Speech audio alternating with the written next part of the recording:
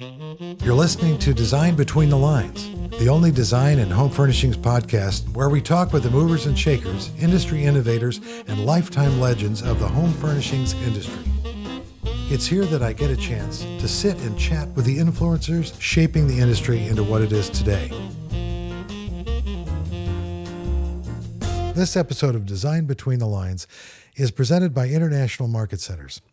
IMC is the world's largest operator of premier space for the furniture, gift, home decor, rug, and apparel industries, and operates nearly 20 million square feet of world-class exhibition space in High Point, Atlanta, and Las Vegas.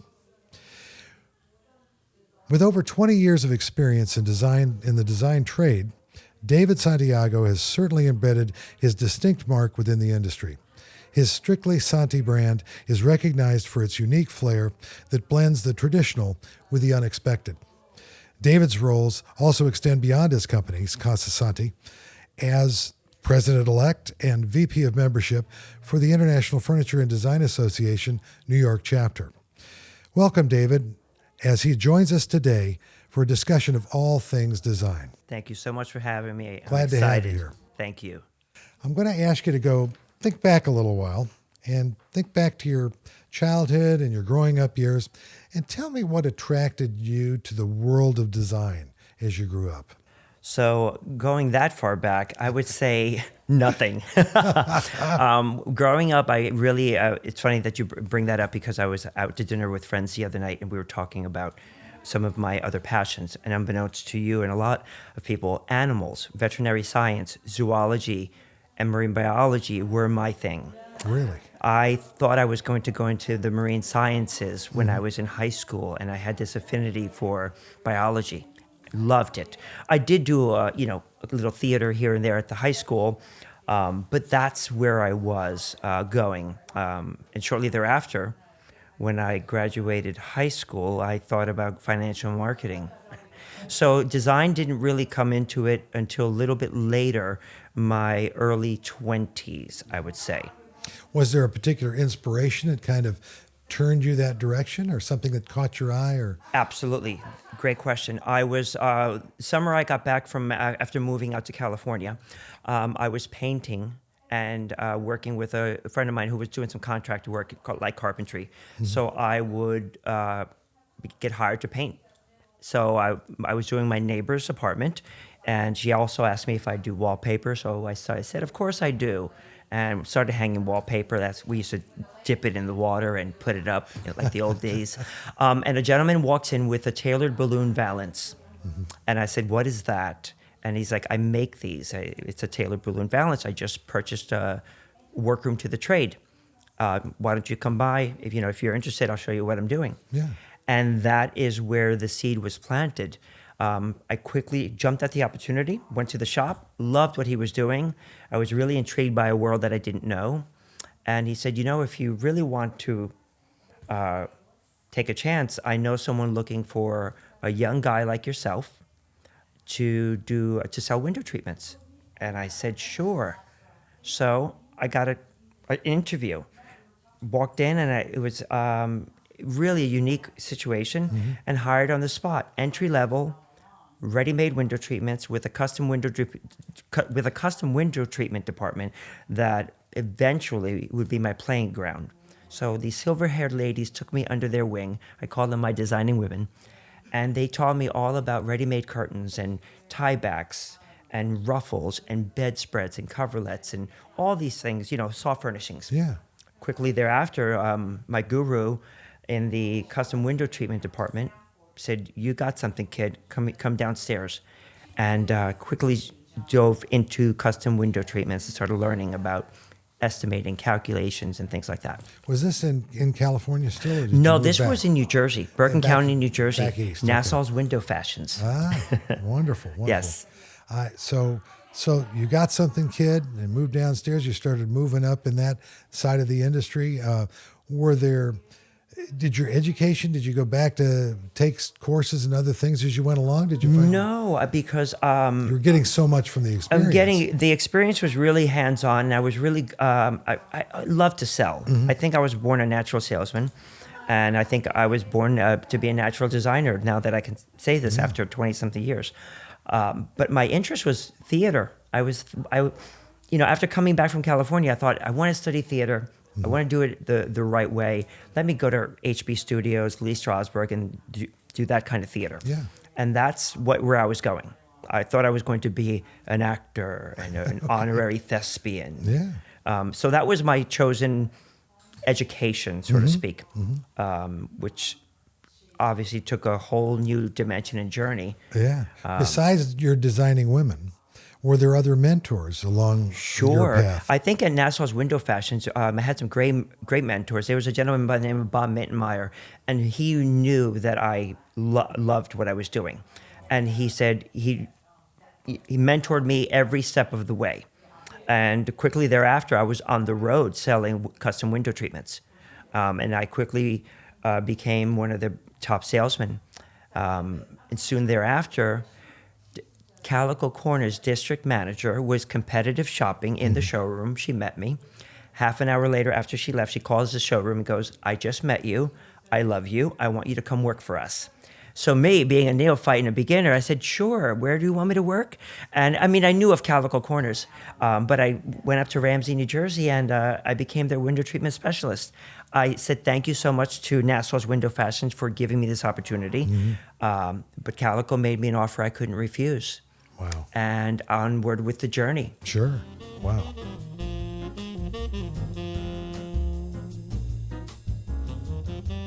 David, we kind of dropped the part of your thespian career, and Yes.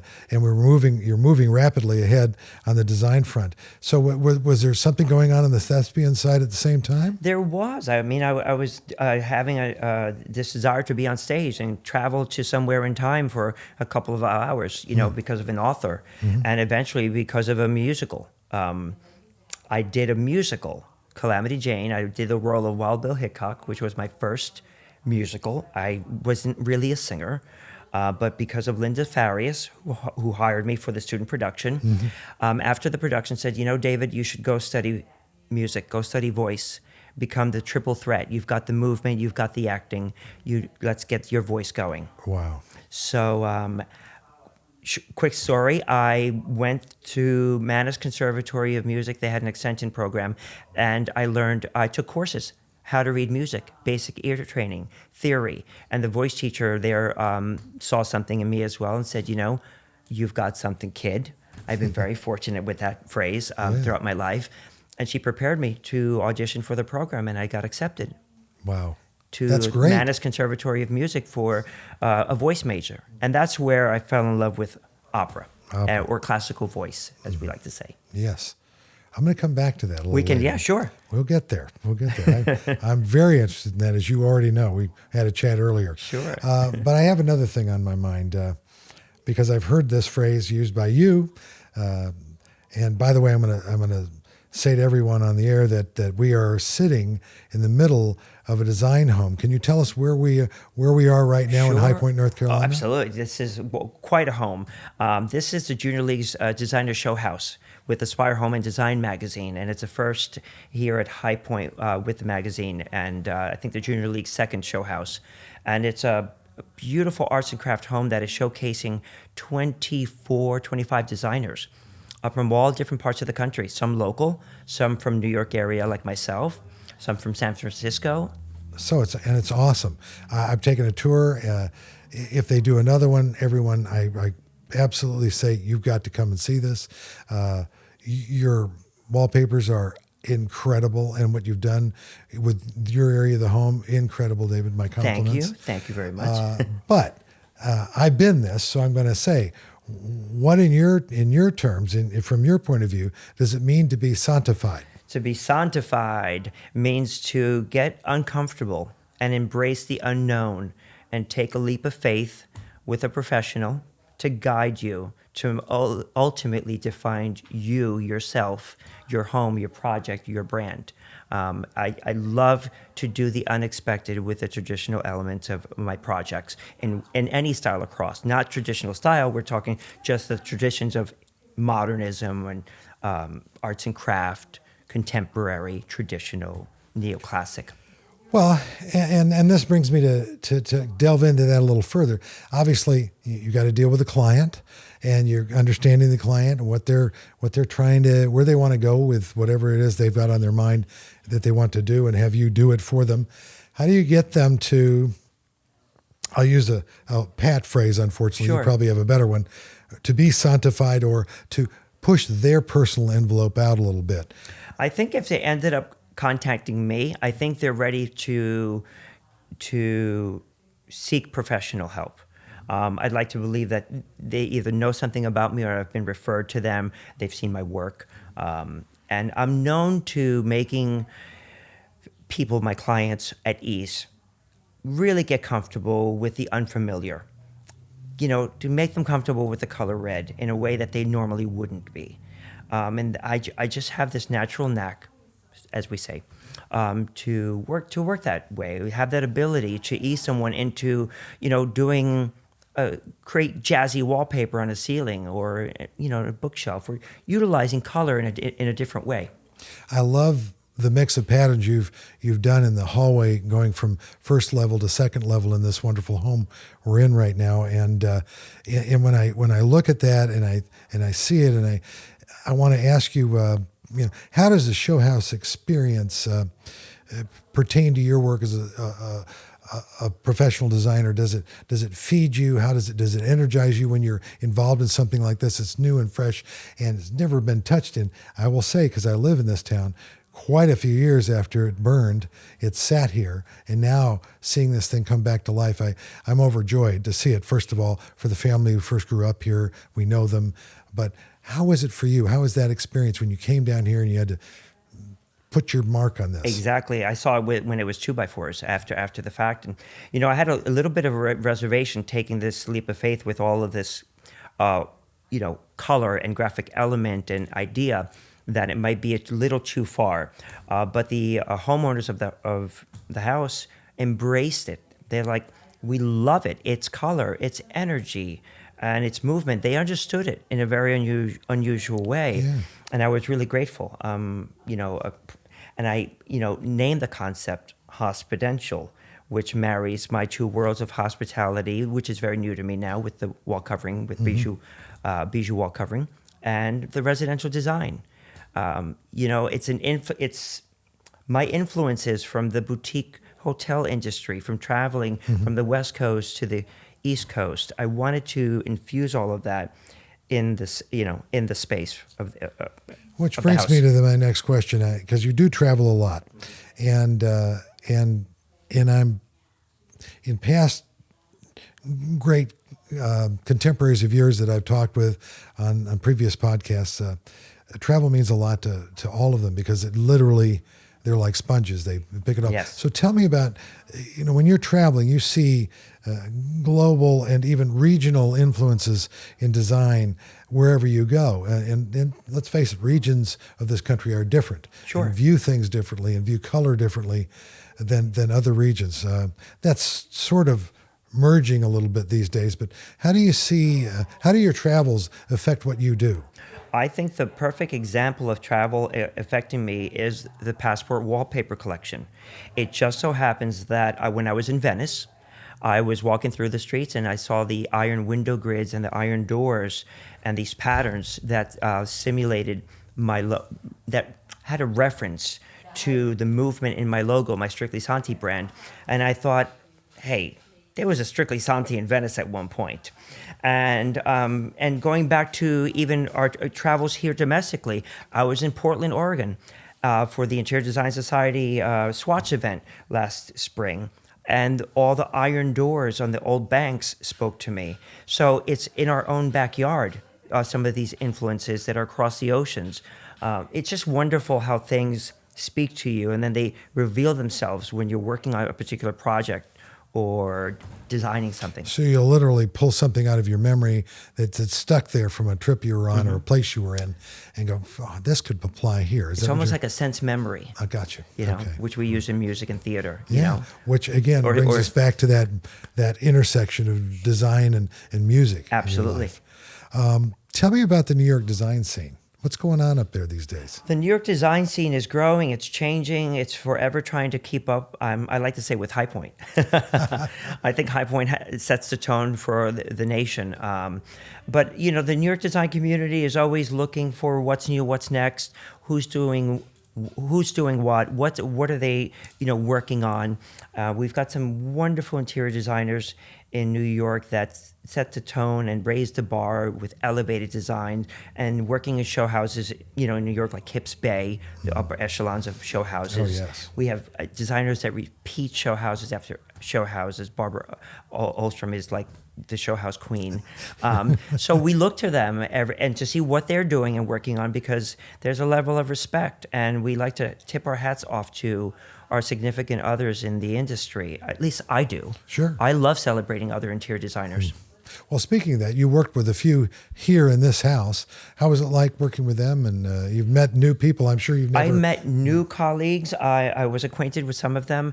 It was wonderful to see them doing exactly what I'm doing, you know, starting from scratch, creating a room, having a conversation with themselves, and then also just inquiring about their journey. Some of them are veterans, some are new.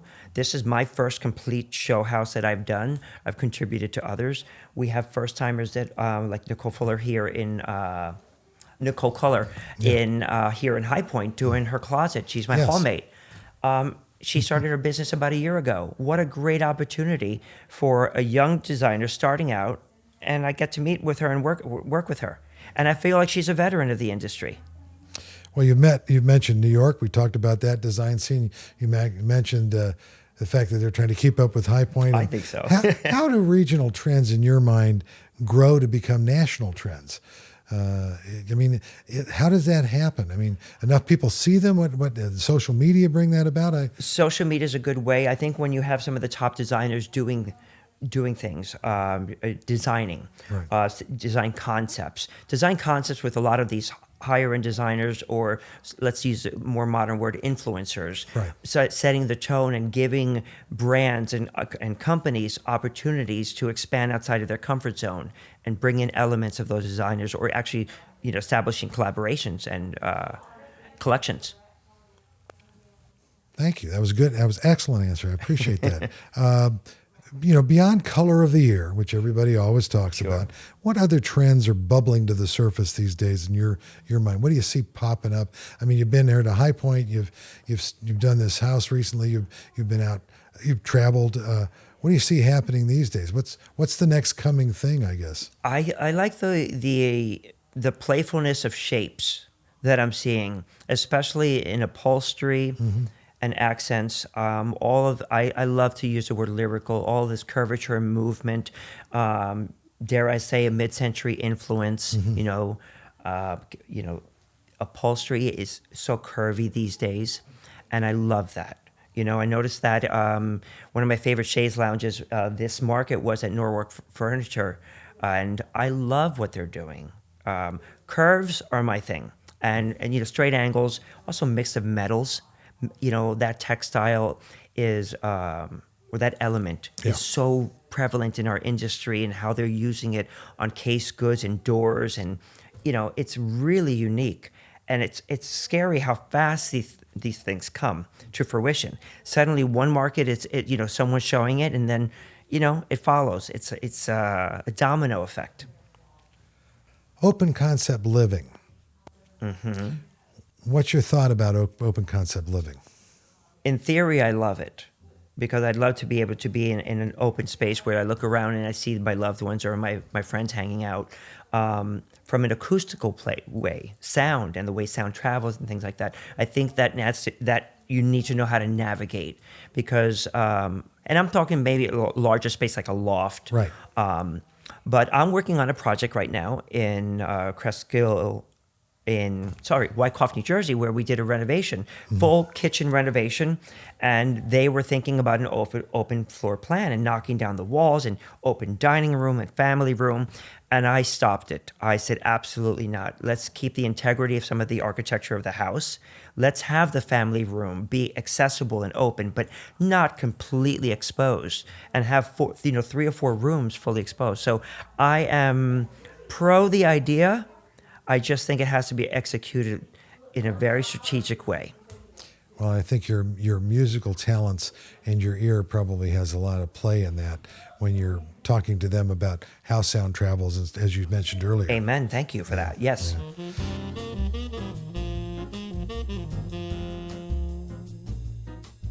Well, we were just chatting a minute ago about different things in design and regionality and so forth. But one of the things that occurs to me, and especially walking up the hallway you just did in this wonderful show house, is your use of wallpapers. Where did your inspirational use of these wallpapers? Where did that use in your interior design philosophy come from? I think it was the texture and pattern play. It was a way to add another element of design, outside of color, Yeah. and playing with color and giving room a little bit of dimension and depth. So I fell in love with wall covering and wallpaper, from the old school to the new, and it's changed. It has just blossomed in the industry. I felt like I was the Prince of Wallpaper. It was kind of like an ode to the Prince of Chintz, Mario Buada, one of my inspirational designers in the industry. He did a lot with glazed chintzes, and that's always resonated with me. Let's bring that back, why don't we? Yeah, I'm thinking about where you came from in the world of window treatments and colors and patterns back then, and now you're doing something similar with walls. With a blank wall, you can just create art. Absolutely, and with wallpaper, you can wrap furniture with wallpaper. Tebow Wall Covering has a wonderful collection of case goods, all wrapped in their raffias and grass cloths, even vinyls. You can put, the back of bookcases. You could put them on ceilings. You could line the front of drawers. You could put them on doors. It's just not for the four walls any longer. It could really do so much for a space, and everyone's embraced it. No one has said no to me thus far. That brings me to the next question, and what I'd like to ask you is what kind of story do you like to tell with your design? I think the best story is defining my client. Who's living here? Who's utilizing this space? Who works here? And that's my job as a designer, to walk in and go, oh, this is a young professional, or this is a family. A lived-in home, the lifestyle. I love a home that gives you great design aesthetic, great vibe, yet says, I live here. I'm relaxed, I'm calm, cool, collective. The house has a little swag, a little noise. That's, for me, speaks volumes. I love walking to a space, especially when I don't know a designer, and I just understand them on how they used the space planning, form and function, lighting, accents, things like that. I'm going to ask you, this is the fun part of the conversation. Sure. We love fun. What have been some of your greatest successes in your life so far? What would you, a couple of achievements that you earmarked to yourself saying, oh, yeah, that's a good moment for me? I would say, I'm going to start with my passion, opera. While studying music, I was fortunate enough to be hired at New York City Opera as a character mime, as super, holding flags and spears, and being with that company for almost 10 years and meeting some of the iconic opera stars that I loved and envied, and getting an education with a repertoire company. That is one of the high notes of my life. And then I would say probably starting my interior design firm after being in the industry with many different positions and titles, Yeah. and deciding enough money for everyone else. It's time to make it for yourself, kid. Start a business. You can starve a little bit the first year or second year. Set your goals, and I did. And I had a 5-year goal that was met on my 4th year, and it's been growing ever since. And then establishing my own trademark and utilizing everything I've acquired on walking the beat, as I like to say, in the industry, hands-on, and making a name for myself, and hopefully growing into a larger brand or an umbrella brand to collaborate with other companies. Would you like to get into product design of some sort? Sure. I mean, right now, this wonderful collaboration with American Brass and Crystal, bringing color and unusual draping and crystals to lighting, is a wonderful stepping stone. It's a whole new look. I mean, people in this show house that we're sitting in today have really remarked on that being a striking step forward.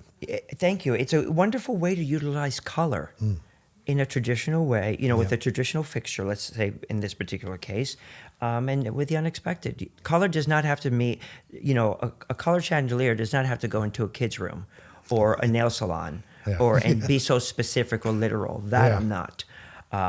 But also, launching a little wall covering collection in the hospitality world, not something that I ever thought I would do for my first wall covering collection. So those are high notes right now that I'm having. And last but not least would probably be January 10th, my Carnegie Hall solo debut in concert. This coming up. I'm having a great year and starting a great year a different way. 2020. Well, and you've mentioned high notes and a few other things. And speaking of notes, do you have a couple for us? I'm going to defer on that, and maybe we could save that if you get to Carnegie Hall come January 10th. January 10th. Carnegie Hall. Everybody Hall. Write that down. Those of you who are in New York, if you're not in New York and you're just a train right away, come on down. Or maybe in a bar one night when I've had a bourbon or two. You may get a serenade from me, but. The fun part of this part of the conversation is we've talked about greatest successes. Now we're going to say, tell me of a learning experience you ran into along the way in your design profession. When you go, okay, you may not call it a failure. You may call it, I like to call them learning experiences, like, learn something there. Any one of those you might relate to, especially students that are learning? Actually, I just heard something this week, and he said, you don't want to get into a fight with a gorilla. And it spoke volumes to me, meaning, you don't want to bite off more than you can chew, especially with veterans and the big guns of the industry. And it wasn't necessarily to me, so to speak, it was in conversation. And it was another life lesson, think before you speak. Know who you're talking to and how and what you want to convey. So I'm forever interested in learning. I'm not going to presume, to know that much. Yeah. I know what I know, but I think staying hungry and always being open to being mentored makes us better. That is an excellent point. I think I answered the question. No, you did, and I appreciate you sharing that with us. Yeah, it's really, I was poignant moment. I was just like, and it just stopped me.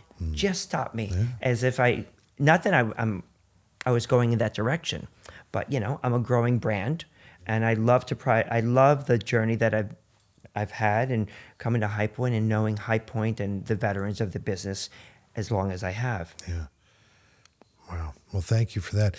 In your opinion, today we're coming up to the present day now. Sure. Yeah. And more of a in a way giving advice, but in your opinion, how is design shifting to accommodate today's consumers? It seems like that shift is occurring faster and faster and faster all the time. Absolutely. Online presence is beyond control. I'm even starting an online shopping store with my company and my business just to continue growing my business in a different dynamic. A different medium. Right. I'll show up at your house or show up to my client, old school, and lay it out and sell it to you right there. But to expand on that, online presence is so prevalent right now, and it's changed our industry. But I always advocate to everyone, come to High Point. I'm talking about High Point. Shop at High Point. Buy here for your clients. This is what High Point is about. And I'm hoping that is still a current trend with designers today. It's hard to do that have that experience with a screen. It's better to do it in person. Is that what you're saying? Sure. Yes. Yeah. That's why I started coming to High Point with my employers. But you go to these companies, right? The Bernhardts, Norwalks, the Centuries, the E.J. Victors, to experience the quality of the craftsmanship, touch the finishes, sit on the upholstery, know how the pitch of a chair is, and then you can convey that and relate that to your clients. I'm going to use a current phrase you and I have heard. This market is particularly, and this is being recorded October 2019. Is investing in the experience of home an idea whose time has come? About the experience. It seems like it's about the experience. It's like, it's taxes, dummy. It's about the experience, dummy. You're getting more people are thinking experience than comfort. They're thinking about what is the experience like being in my home that's expressing me to my friends and relatives and folks that I have as visitors. What is that experience like for them? What do I want them to feel when they come here? Is that some of the nomenclature? Is that some of the thinking that's going on in interior design today? Is creating an experience as much as a product that is an interior? I would say there are elements of that. I know that when I'm projects I'm currently working on, I'm going, what's going to be the family experience in this home? Who's going to be here? So you've got mom and dad, you have their daughters, and then you have their grandchildren. So the experience is family, a sense of, lifestyle, community in this new space where the daughters grew up. So in that particular case, yeah, it's a new experience. It's a home that's been traditionally updated and refreshed. So I think we all want experiences. It's a great question, and it's really up to us designers to define the space to have that experience have longevity and not feel short-lived. That's really important, the short-lived nature and the long-term. That's fine for a restaurant, but maybe not a home. Not a home. Well, finally, I come to a part of our podcast that I always get to, and I really look forward to hearing what you're going to have to say. And that is, do you have any advice for students and young professionals who are maybe right at this moment, they're thinking about it, where's their next direction? What do they really want to turn their career towards, or where do they want to turn their education towards, hanging their shingle out in a particular career in design? Do you have any advice for them on in their thinking about design and a design career? What should they be thinking of doing? It's a good question. I think now more than probably when I was learning the industry, the education and the programs that are available are by far so much more accessible. Computer technology has changed the game. It's really important to have that, on your resume. Right now I have an intern from High Point University that I met 2 summers ago. Mm-hmm. And she's still with me, and I've seen her journey. But I would say to students that are looking perhaps for internships, to work with companies that are going to give them the experience and the life experience out in the real world. It's fine to go get a cup of coffee and do some filing, but I hope that they're getting or asking in a tactful way, I want to be involved, not be afraid to participate in their own design journey. It's really important to get out there and to have conversations with designers like myself and our industry, so we can design it forward. So reach out, make contact, engage. Ask questions. Stop looking at the phone. Make eye contact, because there's nothing better than a voice and a handshake and a pair of eyes that you're connecting with that's going to remember that physical and spiritual connection. Chemistry is everything in our business, and it could plant a seed that will grow a year later and sprout. You just never know. And I never expected a wonderful conversation like I've had with you today. David, it's been a pleasure to talk with you. Thank you so much for spending some of your valuable time with us and allowing us to take a moment and look at this beautiful work you've done here at the Show House in High Point. Well, thank you so much for having me, and I thoroughly enjoyed this conversation. It's been a segue into many different roads and avenues in my journey, and ultimately ending up here with our hospitential concept at the Junior League Designer Show House. Thank you, David. Thank you. Design Between the Lines is produced by Element Studio with the International Society of Furniture Designers. We record in High Point, North Carolina. To find videos of these podcasts, be sure to subscribe to the International Society of Furniture Designers YouTube channel. To learn more about ISFD, visit isfd.org. And don't forget to subscribe to hear more industry stories of design between the lines.